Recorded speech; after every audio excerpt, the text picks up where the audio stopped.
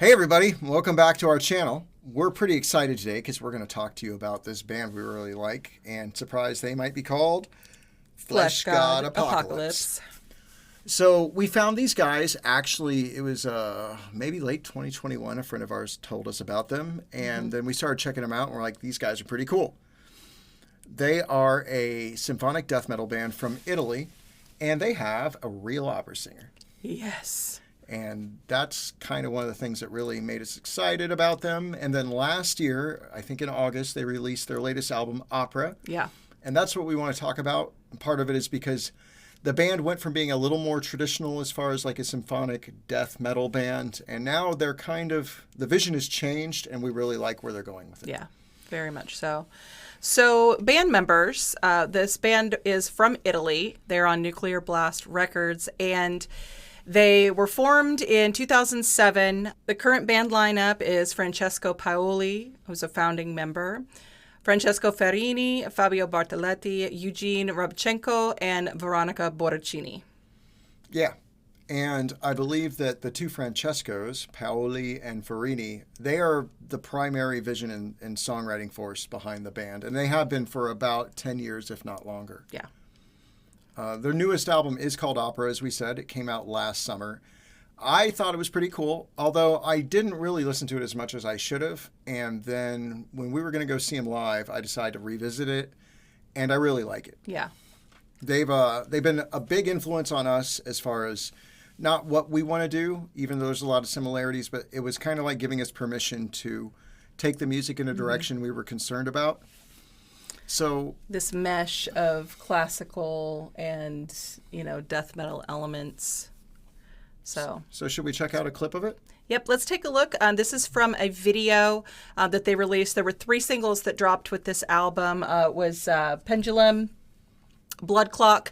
What was the other one? I Can Never Die. And I Can Never Die. And then they did Morphine Waltz as well as kind of like a live showcase video. I really like that song. Before we get to that, we need to talk about what the concept of the album. Oh, yeah. Very important. So Francesco Paoli was out rock climbing in 2021 with some of his friends. And when you go rock climbing, when you do it the safe way, they have these clips that they put into the permanent rock faces, and you kind of clip your rope into it. So if you slip and fall, you may only fall like 5 or 6 feet. It's, it might bruise your pride a little more than your body. It still could suck. But one of those clips broke, and he fell like 15 meters. So that's like 45 feet, which God. And it it shattered his elbow and his right arm or left arm. Multiple injuries. It broke his right leg and at the ankle and stuff. And when they finally got him to the hospital, because he had to basically do some first aid, he didn't realize how close he was to death because he was bleeding internally until they got him to the hospital, and he almost died. And then they almost had to amputate his arm, and they found a surgeon in Bologna, Bologna, who was able to fix him up. And then once he got discharged from the hospital, Francesco Ferrini, he and both the Francescos started working on the album, and they built a makeshift studio up in his bedroom while he was in bed, and then in a wheelchair and stuff while he rehabbed. Yeah. And he lost some of the use of his left arm. I don't know if he could play anything more than rhythm guitar. I don't know if he was ever a great lead player. It might be part of why he switched to bass. Bass can be kind of ham-fisted, one-fingered for a lot of stuff. But I'd be interested to find out more about the physical aspects of what the injury caused in relation to his ability on the instrument and so forth, just so we can talk as a musician. But there's a great article from Metal Hammer that we will link below that you should check out, where it's an interview with Francesco talking about the incident. So and we could talk a little more about what Blood Clock's about while we watch the video. How about that? Yeah, let's watch a little clip we got. Little clippy clip. Yep, clip. Ooh, boom! There it goes. Well, this is Blood Clock, Fleshgod Apocalypse. And here we go. So one of the things is this is his song about. This is pretty cool. He was having It's so dirty. Oh, I love this part. Kind of the whisper vocal going on. I like how they it's this kind of line blurry. right here coming out.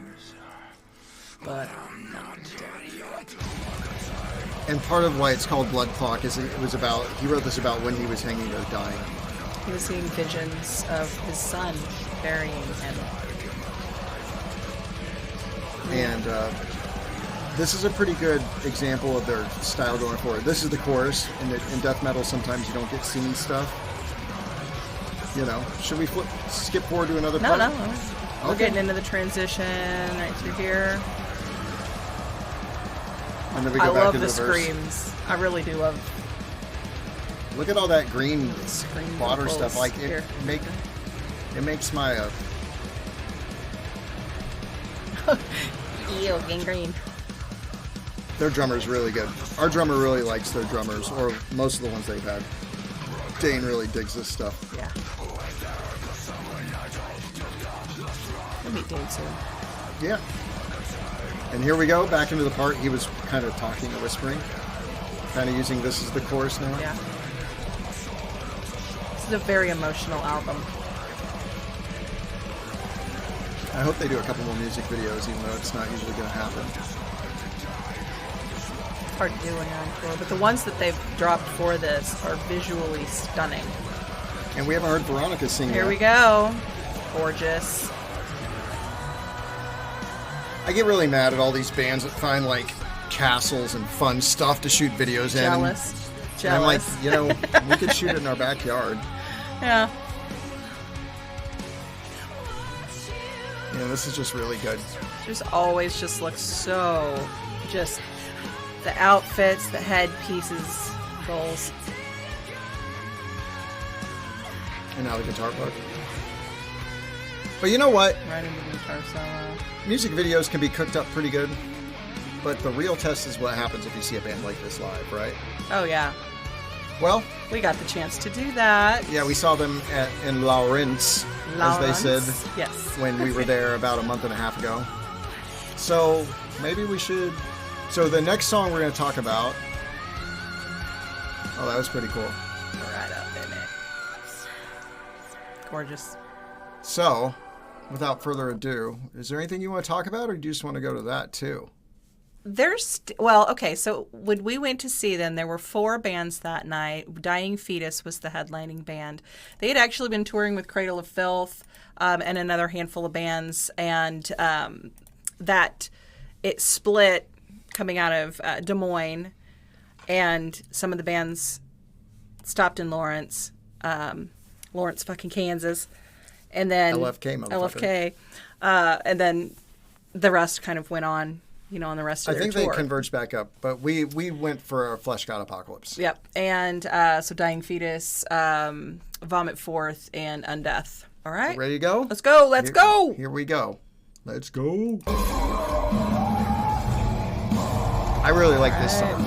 She wanted to do Blood Clock because of the story. I wanted to do this one because I like this I like song both better. of them. They're both great singles. And we chose the second half of the song because we're going to see a bunch of different elements. What do Yep. you think of the lights?